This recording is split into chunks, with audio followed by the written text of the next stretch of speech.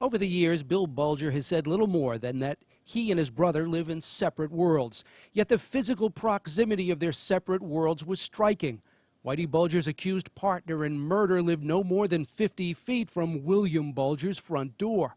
For 3 years in the mid-'80s, investigators following Whitey Bulger often found him here, either at his brother's house over here or at mobster Stephen Flemmi's house over there. They even found Flemmi meeting with the Bulger brothers at William Bulger's house. And according to sources, mobster Kevin Weeks told investigators that sometimes the three men dined together on Sundays.